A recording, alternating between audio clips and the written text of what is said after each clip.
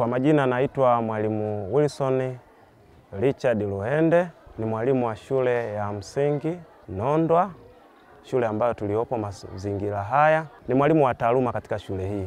Shule yetu hii ya Nondwa iko katika wilaya ya Bahi, mkoa huu wa Dodoma, na iko kata ya Nondwa na kijiji cha Nondwa. Ni shule moja ambayo imekuwa na historia kubwa kwa sababu imekuwa na watu wengi ambao wapo wanalitumikia taifa, na kwa namna yake wamekuwa ni tunu ya taifa, na kwa hivyo basi tunajivunia kuwa na shule kama hii. Shule yetu ina mazingira safi, salama kwa kujifunza, lakini pamoja na hivyo bado ina changamoto nyingi ambazo inazipitia. Moja ya changamoto kubwa ambayo tulio nayo katika shule yetu ina uhaba mkubwa sana wa madarasa.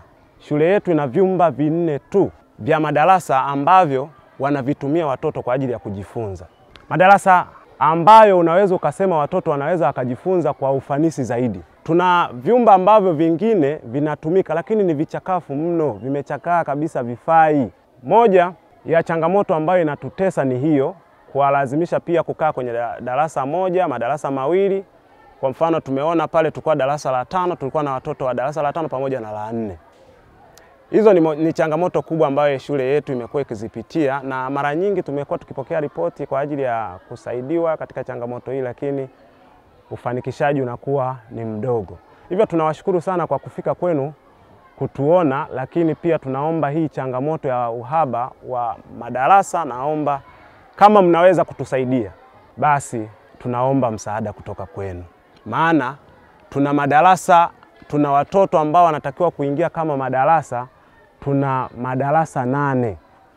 Tuna darasa la awali, darasa la kwanza, la pili, la 3, la 4, la 5, la 6 na la 7.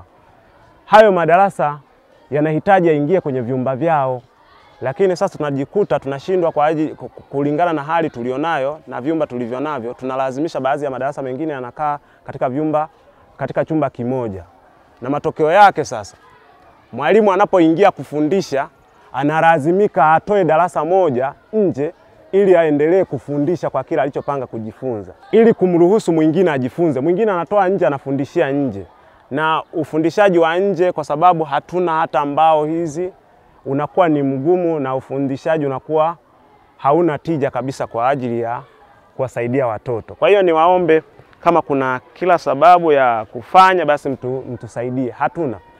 Moja ya changamoto niliyoitaja ni hiyo ya vyumba vya madarasa, hatuna. Lakini pia tuna ukosefu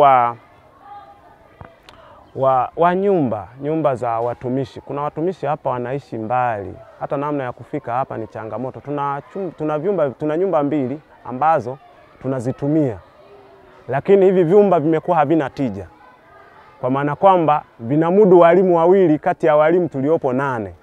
Hao wengine 6 wanakuwa wako nje. Kwa hiyo nayo ni changamoto. Ya 3, changamoto tulionayo ni vifaa vya ufundishaji na ujifunzaji, hasa katika kipindi hiki cha sayansi na teknolojia. Tunatakiwa tutumie vifaa vya tehama. Tuna changamoto ya vifaa hivyo vya tehama, hatuna hapa shuleni. Kwa mfano kompyuta hatuna. 2, katika hivyo vifaa vya tehama pia hatuna vifaa vya kuzalishia kopi, printer hatuna hii shule katika vifaa hivi vya tehama. Kwa hiyo navyo ni changamoto katika shule yetu. Ya 4 ambayo naweza nikaeleza nayo ni changamoto tukitoka kwenye hivi vifaa vya ufundishaji na ujifunzaji, ni vyoo vya wanafunzi. Mpaka ninapozungumza na nyinyi hapa, wanafunzi wanagawana vyoo, wasichana wana matundu 5 na wavulana wana matundu yasiyopungua 7, ambayo sasa mengine yameshachakaa, hayafai kutumika. Na nafikiri karibia vyoo vyote ukiangalia vimeshachakaa, tunalazimisha ili watumie. Kwa mfano ukienda vile vyoo vya huko chini, bado utakuta vimeshaharibika, vimebomoka. Kwa hiyo tunajaribu tu kuvitumia kulingana na uhaba tulionao.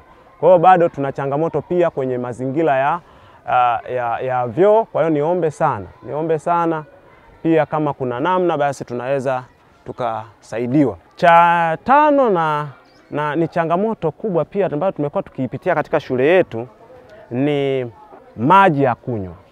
Maji ya kunywa, shule yetu imekuwa na changamoto kubwa. Tuna maji ambayo sio salama kwa ajili ya matumizi. Maji tulionayo ni ya chumvi na watoto hapa wanahitaji maji. Wanahitaji maji ili waendelee kusoma kwa utulivu, kwa maana tuna darasa la 7 lipo kambi hapa linahitaji maji. Na hivyo basi wanapoendelea kutumia haya maji unakuta yanawadhuru kiafya. Tunalazimika kuanza kutibia kwa ajili ya kuwarudisha katika hali yao ya kawaida.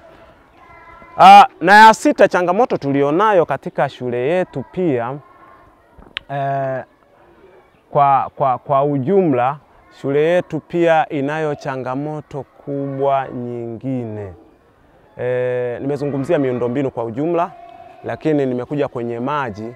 Tunayo changamoto nyingine ambayo inatutesa katika shule yetu kwa ujumla, ni ukosefu wa madawati. Watoto wetu tulionao wanakaa wengine chini. Ukiangalia kama darasa la 3 pale wanakaa chini. Madawati tulionayo hayatoshi kwa ajili ya kumudu wanafunzi tulionao. Tuna wanafunzi wasiopungua 700. Kwa idadi tulionayo sasa na madawati tulionayo, madawati yako kama 300 kama na 40 na kitu. Kwa hiyo kwa idadi iliyopo hayatoshi kukizi uhitaji tulionao. Kwa hiyo bado tuna changamoto pia kwenye madawati ya kukalia. Bado pia tuna changamoto kwenye viti na meza kwa walimu. Kuna walimu pale utaona wakifika pale inabidi apitilize darasani, hawezi kupata kiti cha kukaa. Kwa hiyo bado pia tuna uhitaji pia katika hilo. Nimezungumza kwenye vyoo,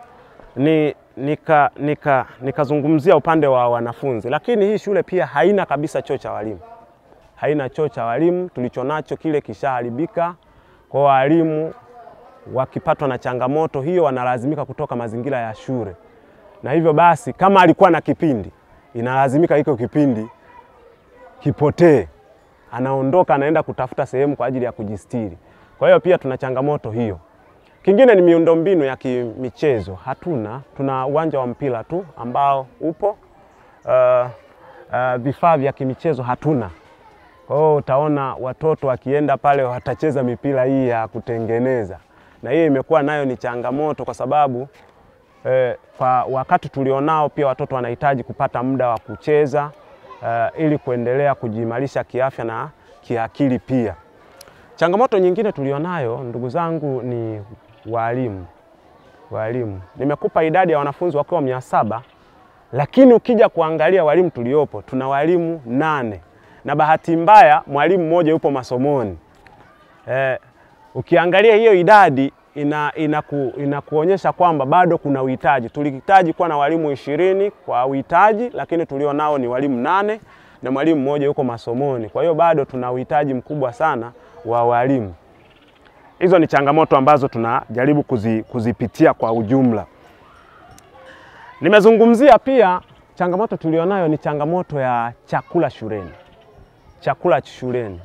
Watoto wetu wanapofika shuleni wanalazimika kurudi saa 4, arudi nyumbani apate chakula, saa 6 arudi. Na hivyo tu ni kutokana na kwamba shule haiwezi kumudu gharama za chakula shuleni. Na tunahitaji, kama tungehitaji watoto wakae hapa shuleni, wale hapa na wapate chakula. Sasa ukiwahusisha wazazi wanakuwa na michango yao, lakini michango yao inakuwa haikizi kutoka Januari mpaka Disemba. Unajikuta sisi tunashindwa kumudu sasa, na mwisho wa siku tunakatisha njiani. Tulikuwa tunatoa uji, lakini imefikia hatua wazazi wakashindwa kuendelea na ile gharama. Kwa hiyo pia tuna changamoto ya kupata chakula shuleni kwa wanafunzi. Wanafunzi ili wajifunze vizuri wanahitaji kushiba, na hasa katika mazingira haya.